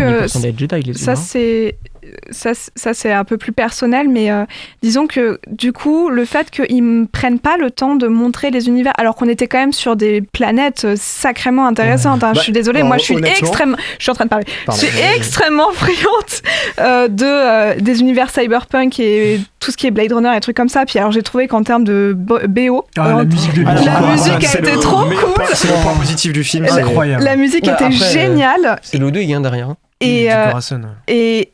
et pareil, la planète des Hutt... Oula. Oui, la planète des Hutt. Elle est assez incroyable, en termes de nature. Et donc, j'aurais voulu beaucoup plus de plans qui me montrent un peu... en fait, comment dire, moi, j'ai Dune en tête quand tu me parles de films qui montrent les univers. Et j'avoue que quand il y a Dune à côté, t'es là, enfin, qu'est-ce qui s'est passé? Pourquoi tu t'es pas un peu plus inspiré de ça? Mais en fait, moi, je remets ça vraiment sur le fait qu'il n'y a pas un seul putain de plan dans ce film qui dure plus de 3 secondes. Et que tous les plans sont pris... Allez, maximum, c'est des plans moyens. C'est des plans de télé.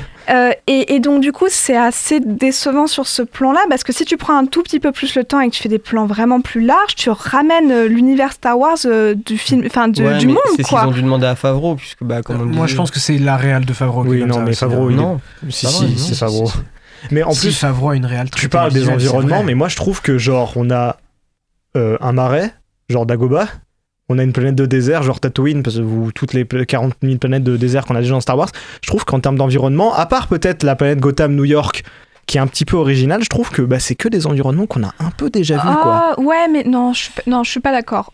Pour le coup, j'ai trouvé que en termes d'univers, il y avait quand même un peu plus de recherche que ça.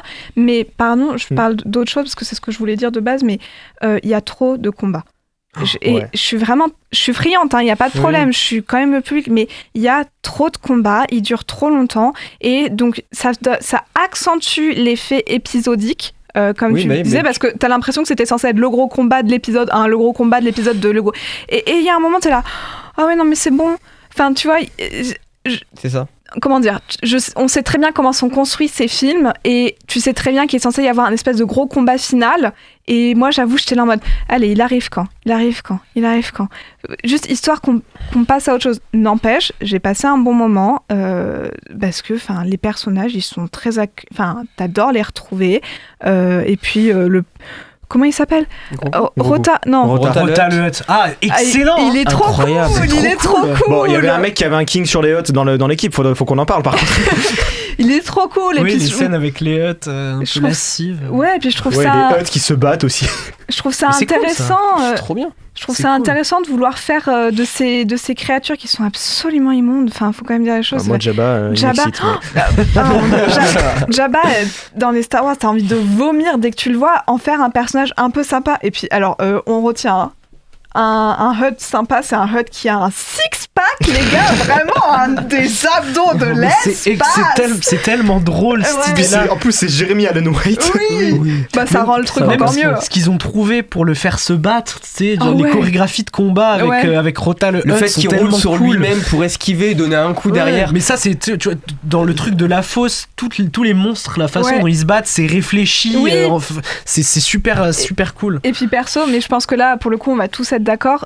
Moi, je suis tellement contente que Grogu continue à être une marionnette, parce que ça le rend tellement plus attachant et vivant, et il est un peu maladroit et pas trop, et du coup ça rend son personnage un peu incohérent, mais juste qu'il faut, parce que tu sais, t'es là, mais le boss, t'as la force, pourquoi tu galères autant à faire les choses, et puis t'es là, mais non, il est mignon. C'est l'héritage du Jim Henson Creature Show. Oui, exactement. C'est extraordinaire. C'est exactement ce que j'ai dit à ma mère. Quand ils ont fait Yoda dans numérique dans la prélogie, c'était pas bien. Et en plus, ils faisaient n'importe quoi avec. Donc moi, je suis content aussi. C'est exactement ce que je dis à ma mère sur Jim Henson, vraiment. Et puis en plus, aussi pour la stop motion, ils ont ramené Phil Tippett. Genre, je savais pas ça. Oui, bien sûr, c'est Phil Tippett qui a fait les trucs en stop motion. C'est extraordinaire. Ils ont rappelé que des pointes. Enfin, c'est génial. Bon. Après, on a quand même vu 2 films cette semaine, donc c'est énorme. Et vu qu'on adore l'esprit de compétition, il est temps de décider lequel est le meilleur des deux avec notre top. Mandalorian.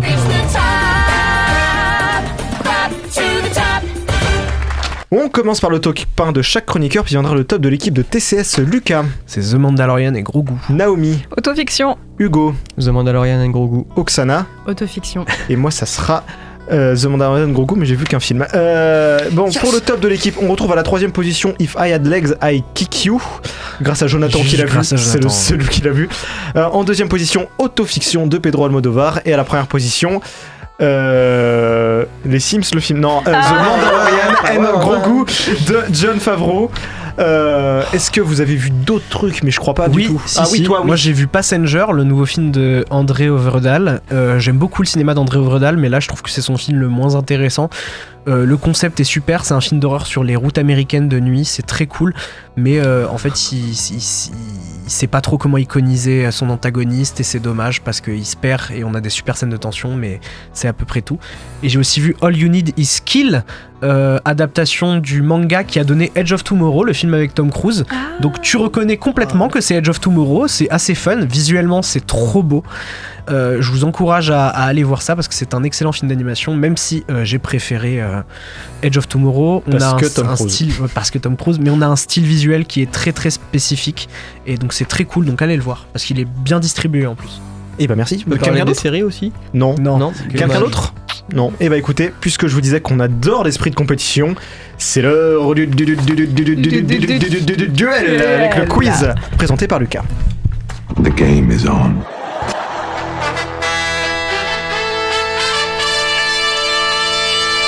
It's gonna be legendary. C'est la mer Noire. C'est votre ultime bafouille. I am sure, mais alors I am tout à fait sure que j'ai raison et que vous avez tort. Oh my god. What? No. Oh, vraiment. Anyway, lead on. Allons-y. Bonjour, bonsoir à tous et bienvenue dans ce quiz. On commence dès maintenant avec la première question. Quel est le titre de ce quiz? C'est qui les chefs d'équipe? D'un côté, Oksana et Hugo avec Oksana en chef d'équipe et de l'autre, Naomi et Hugo avec Naomi en chef d'équipe. C'est les deux canoises. Alors, c'est quoi le titre de ce film? Alors nous, de ce quiz. Nous, on va partir sur The Mandalo Quiz and Grogu. D'accord. Auto-quiz. Auto-quiz. Eh bien, c'est auto-quiz. C'est un point pour Oksana et Hugo. Deuxième question, musique de film. Dans quelle œuvre peut-on entendre cette musique? C'est un lien avec un film de la semaine. Wonder Woman 1984. Wonder Woman 1984 de Patty Jenkins. Sur une explosion? Ça fait un point chacun. Dans lequel on retrouve Pedro Pascal qui est aussi dans Mandalorian et Grogu. En or ou en bois, retrouvez les vraies infos parmi ses propositions. Idris Elba s'est récemment ajouté au casting du live-action Scooby-Doo de Netflix. C'est vrai ou est-ce que c'est J'attendrais que ça soit vrai. Il y a un live-action Scooby-Doo. Mais oui, avec McKenna Grace dans le rôle de Daphné. Je sais pas. Alors en or ou en bois? Oui, allez, vas-y. Je suis sûr qu'il joue Scooby-Doo. Ouais. Bah, risqué comme take. En bois, hein. On dit en or? C'est en bois. Désolé pour. On commence mal. Hein, Hailey Steinfeld interprétera le personnage principal du prochain classique d'animation Disney. Est-ce que c'est en or ou est-ce que c'est en bois? Il y a eu des infos qui sont tombées sur X récemment, je sais plus. Mais là, je sais pas. En or, en bois. Il me semble qu'ils ont dit que c'était un personnage principal féminin dans X, donc j'ai envie de dire en or. Alors? En or? En or, vous aussi? Ouais. C'est en or, ça fait 3-2 pour Oksana et Hugo. C'est Ext, hein, c'est ça? C'est Ext. Ouais. Et enfin, le film Les Maîtres de l'Univers a pris du retard à cause du film Uncharted. Est-ce que c'est en or ou est-ce que c'est en bois? Je sais pas. Sens comme anecdote. Tu crois que c'est vrai? Je pense que c'est vrai, parce qu'ils ont dû dire « Oh mais regardez Tom Holland et tout, Uncharted, grosse licence, gros acteur. » Ouais, c'est pas fou. Alors? Ok, bon, on va dire en or. En or de aussi. Côté, en or. C'est en or, effectivement. Le film Uncharted lui avait piqué sa première date de sortie, ralentissant la production du film. Donc vous avez 4 à 3 c'est fou, hein, pour Oksana. Comment ça marche? Et il sortira pas en France, on rappelle. Non, en streaming. Du coup, moi je vais aller en Espagne pour aller voir. Je tiens à le dire, réquisitionnaire quand même. Il est en mode, mais vous l'avez en Espagne? Alors on passe à la qui a dit cette phrase. C'est un défi, comme tout le reste. J'ai l'impression que c'est un film vraiment ambitieux. Et évidemment, je suis tellement excité. Non, Pedro à propos Pascal. de Matt Reeves. À la réalisation. Sébastien Stan. Sébastien Stan, tout à fait, qui parle de The Batman 2. Ok. Ah, mais oui, putain. Ça fait 4 Il y a un acteur qui a une palme d'or qui est dans The Batman 2, j'adore cette anecdote. Tout à fait, ça fait 4-4. On passe au quiz spécial. Alors, c'est un quiz spécial qui est très large parce qu'on va parler de la science-fiction. Ah oui, d'accord, c'est large. Ouais, c'est très large. J'avais un autre thème, mais au dernier moment, je me suis dit, ah putain, c'est trop compliqué, donc j'ai dû changer. Est-ce que tu comptes comme Netflix, genre c'est très très très très large? Oui, c'est très large. Ah ouais, d'accord. On passe au qui c'est celui-là, qui est Pavel Tchekhov. Donc, où est-ce qu'on peut retrouver Pavel Tchekhov? C'est pas dans le fusil. Solaris? C'est pas dans Solaris. C'est dans la. Merde. Ah, j'ai un film en tête, mais j'ai plus le titre. Alors, indice, c'est un film de science-fiction. Ah ouais. Je l'ai lu. Non, c'est un film. C'est un film qui fait partie d'une très grosse licence quand même. Ah. C'est un personnage qui est très connu. Star Trek. Star Trek, Ouais, complètement. On l'a eu en même temps. Pas du tout. Twin. Et Hugo. Lequel de Star Trek? Non, alors, il est dans tous les Star Trek, mais là, j'avais celui de la droite. Une réplique à un film, dans quel film peut-on entendre cette réplique? Je suis vraiment désolé pour tout ça, Aura. Oh, pitié. On est là pour... Les Gardiens de la Galaxie. Les Gardiens de la Galaxie 3. Je suis énervé premier degré là. Ça fait 6 de ouf. à 4. C'est mon univers. Merci C'est beaucoup. mon Je vous univers. donne le nom d'un livre et vous devez retrouver le titre de son adaptation cinématographique. Non. Ok. Les androïdes rêvent-ils de moutons électriques? Ah, c'est Blade Runner. Oui. C'est Blade Runner, Merci. tout à fait. C'est Ça fait Philippe 7 K. Dick. Oui, à le 4 titre du livre est génial. Ouais, je le trouve encore mieux que Blade Runner. Bah oui. On passe à la Merci Allociné, je vais vous lire la critique d'un film et vous devez le retrouver. Oublions tout de suite 2001 et revenons sur Terre. Ce film symbolise à lui seul tout le déclin de l'industrie du film où le profit, le tout public, le sentimentaliste, le grotesque et le Ah, ça peut n'importe être beaucoup quoi de choses. prime sur la qualité d'un scénario. Projet dernière chance. Non, la psychologie Ouais, des j'allais personnages ainsi qu'une critique de société. Interstellar. Ici, c'est Interstellar de Christopher Nolan. Merci à Howard Stradlater d'avoir détesté ce film. C'est pas. T'es sûr que c'est pas Régis Ça fait Gorilla? Ouais, 8 j'allais à dire. 4. Non, c'est pas Régis Gorilla. Sacré film. Alors, vous allez commencer. Lequel de ces acteurs n'a jamais joué dans la saga Alien? Oh là là. James Franco. Un point en plus si vous avez le film. S'il a joué dedans. Est-ce que non, James il est- Franco il a est pas joué dedans. dans la saga Alien? Il est pas dedans. Il est pas dedans, Naomi? Non. Si. Ah. Si, il a joué dans Alien Covenant, James Franco. Ah ouais, d'accord. Dylan J'ai vu qu'un seul Alien. Dylan O'Brien ou pas? Dylan Mais je sais O'Brien. pas, j'ai vu qu'un seul Alien. Non, moi non plus. Moi aussi, j'ai vu que Romulus. Non, il est pas dedans. Ouais, non. Si. Ah. Non, il est pas dedans. Ah. Putain, il fait des coups de pression en plus. Audrey Tautou. Ah. Est-ce qu'elle a joué dans Oui. Alien?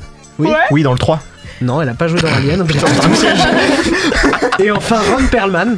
Est-ce qu'il a joué dans Alien, Ron Perlman? Je sais pas qui c'est, mais on va dire oui. C'est Hellboy. Oui, il est dans le 2. Ron Perlman a joué dans Alien 4. Ah. Non, mais je me connais bien en plus. Donc vous avez 4, 5, 6, 7, 8, 9. Vous avez 10 à 4. Vous avez à désolée. rattraper. Alors, Est-ce que Benedict Wong a joué dans un film Alien? Oui. L'acteur qui joue Wong, donc. Oui. Est-ce que vous pouvez me dire dans quel film il a joué? Au pif convenante.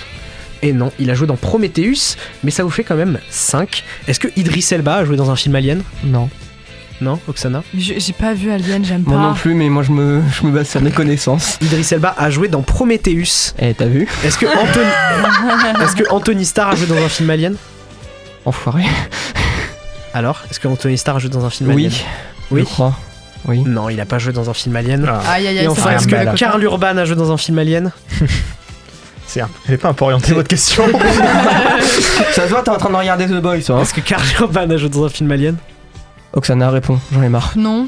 Non, il a pas joué dans un film Merci. Alien. Ça fait 6 à 10. On passe à la patte tournée. Lequel de ces réalisateurs a fait le plus de films de SF? Est-ce que c'est Ridley Scott? Est-ce que c'est Denis Villeneuve? Est-ce que c'est Lana Wachowski? Est-ce que c'est Steven Spielberg? Ou est-ce que c'est Neil Blomkamp? Lequel de ces réalisatrices a fait le plus Spielberg de films et Ridley Scott, ils ont un sacré avantage de type âge. Je connais pas donc. Mais Ridley après. J'ai envie de partir sur Spielberg, moi j'en compte plein des Spielberg. Alors, Nous on va prendre Spielberg. Spielberg de ce côté et vous? Bah vas-y. Spielberg aussi, ouais. Spielberg aussi. Alors Ridley Scott a fait 6 films de SF, Alien, Alien Covenant, Prometheus, Blade Runner, Seul sur Mars et The Dog Stars qui sort cet été. Denis Villeneuve a fait 5 films de SF, Dune 1, 2 et 3, Premier Contact et Blade Runner 2049. Lana Wachowski en a fait 6, Matrix 1, 2, 3, 4, Cloud Atlas et Jupiter Ascending. Neil Blomkamp lui en a fait 4, Chappie, Elysium, Démonique et District 9. Et Steven Spielberg en a fait 9, Voilà. Ready Player One, Ouais, Rencontre c'est du sûr. troisième type, Disclosure Day, Minority Report, La Guerre des Mondes, AI, E.T. et les 2 Jurassic Mais Park. c'est le roi de la SF. Ouais, c'est vrai. Ça vous fait donc 7 va. à 11. On passe à... Je vais tourner la page, merci. On passe à la casting, je vous dis le casting d'un film, vous devez retrouver le film. Pour 4 points, Erika Vari, Estella Warren, Kari Hiroyuki Tagawa. Mortal Kombat. Non. C'est pas de la SF Mortal Kombat. Dernier train pour Busan. Pour 3 points, Evan Park, David Warner, Linda Harrison. Tron. Non. Pour 2 points, Charlton Heston, Paul Giamatti, Michael Clark Duncan. La planète des singes de Tim Burton. Je vous rajoute donc 2 points, vous êtes à 13 à 6. C'est totalement grâce à moi. Musique de film, dans quel film peut-on entendre cette musique ? Putain, c'est une comédie. Peut-être attendez que ça parle. C'est une comédie musicale du coup. Non, c'est pas une comédie musicale.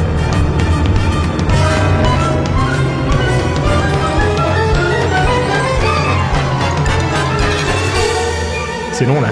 Oui, ça va parler, t'inquiète pas. Salut et merci pour le poisson, on doit s'en aller. La planète au trésor ? Non. C'est une comédie avec Martin Freeman. Vous êtes moins malin que nous, mais et Sam Rockwell. toutes ces merveilles autour de vous. Salut et merci bien pour le Good luck, have fun, don't die. Et non, bon, je vais vous dire, c'était H2G2, le guide du voyageur interstellaire.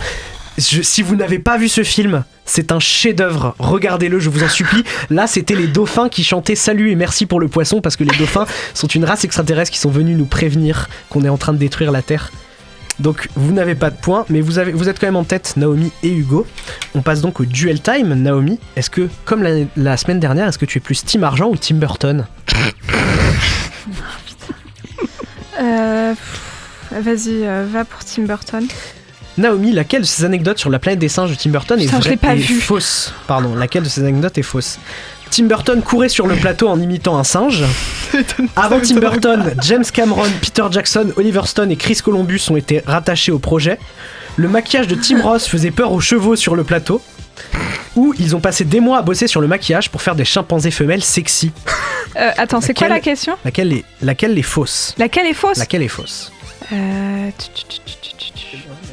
Ouais, je sais. Bah, je dirais la...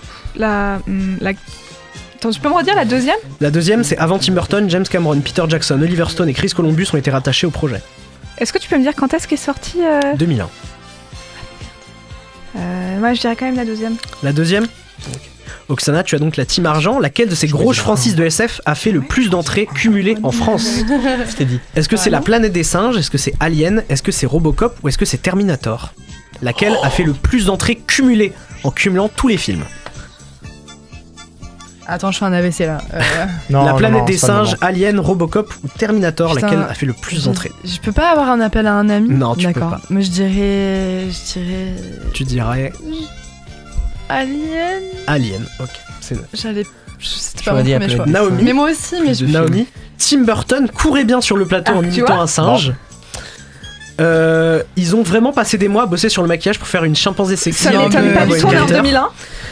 Et avant Tim Burton, James Cameron, Peter Jackson, Oliver Stone et Chris Columbus ont tous été rattachés au projet. Donc le maquillage de Tim Roth ne faisait pas peur aux chevaux sur le plateau. C'est que c'est celle où j'étais persuadée que c'était vrai. Mais c'est pas inventé un truc aussi pointu. Voilà, c'est pas vrai. Saut 2001. Oksana.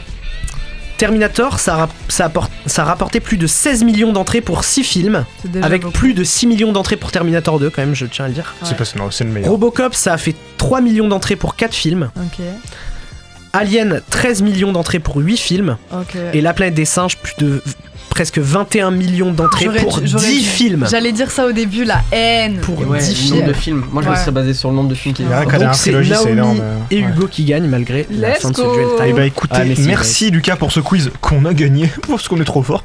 Et avant de clôturer l'émission, vous en avez l'habitude, on va vous livrer nos recos. Alors si je peux me permettre de te donner un conseil, c'est oublie que t'as aucune chance, vas-y fonce. On sait jamais, sur un malentendu ça peut marcher. Toutes les semaines, les chroniqueurs et moi-même vous faisons part d'un coup de cœur plus ou moins lié au cinéma. Petit tour de table. Hugo, tu nous emmènes du côté des meubles. Et oui, moi je vous emmène du côté du Diagonal à Montpellier, auquel j'ai soudoyé des sièges pour en mettre chez moi. Donc merci beaucoup à Laurence en particulier. Oui, alors oui, là je venais de les récupérer dans ma voiture. Mais merci. Ceux qui sont à la radio, c'est lui qui sourit avec des lunettes de soleil et des sièges dans son coffre. Dans une voiture. Lucas, tu nous emmènes Du côté du catch, évidemment. Et oui, parce que l'année dernière, j'étais allé à Clash in Paris, à Raw et à SmackDown, et là, la WWE revient en France pour une tournée européenne. Donc ça commence à partir de vendredi à Barcelone, où je serai, pour ceux qui veulent venir. Moi, je serai là à Barcelone, et ça continue jusqu'à Raw à Paris. Ça passe également par Strasbourg, pour ceux qui veulent aller à Strasbourg. Vous aurez l'occasion de voir des gens comme Cody Rhodes, Dominic Mysterio, encore Rhea Ripley. Moi, personnellement, j'ai des frissons juste à l'idée de les voir. Donc j'ai extrêmement hâte et je remercie la WWE de revenir dans notre contrée pour faire des shows. On est tous très contents. Naomi, tu avais envie de nous parler de sucreries. Oui, alors moi je vous recommande le café crème qui est juste en dessous de l'hôtel Hilton à Cannes. C'est là que j'ai été manger énormément quand j'étais à Cannes parce que c'est très bon. Je vous recommande leurs pancakes qui sont excellents, mais surtout je vous recommande leur bol il y a du yaourt grec, du beurre de cacahuète et surtout du miel de lavande, et par-dessus tout, je vous recommande leur pain perdu avec dessus une crème à la vanille façon crème brûlée. Voilà, ils sont adorables. En plus de ça, il est fait très beau et très bon, et c'est vu sur le port. Et enfin, Oksana, tu nous emmènes dans le monde du fruit. Oui, alors, parce qu'en fait, j'ai eu une de mes colocs, j'ai laissé l'émotion, avec qui je me suis très peu entendue, et il s'avère qu'elle avait la phobie des bananes. Et je pense, selon ma théorie, que manger des bananes, du coup, rend la vie beaucoup plus aimable, ça nous rend généreux, partageurs, tolérants, et donc manger des bananes. N'ayez pas peur des bananes. Super les bananes. C'est vrai. Louane ne sera pas d'accord, mais super les bananes.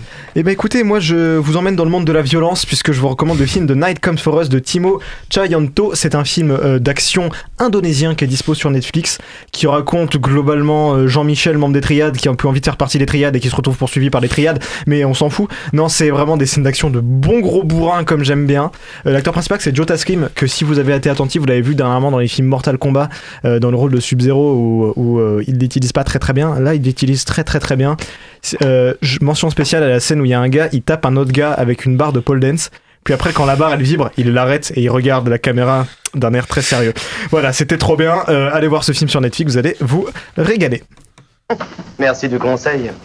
Chers amis, il est l'heure de refermer ce 35e épisode de The Cinema Show. Alors merci à mes chroniqueurs Lucas, Jules, Hugo, Naomi et Oksana. J'ai laissé Jules alors qu'il n'est pas là, de m'avoir accompagné. Un énorme merci évidemment à tous les chroniqueurs présents sur la croisette cette année, à savoir Solène, Jules, Inès, Naomi, Oksana et Ambre.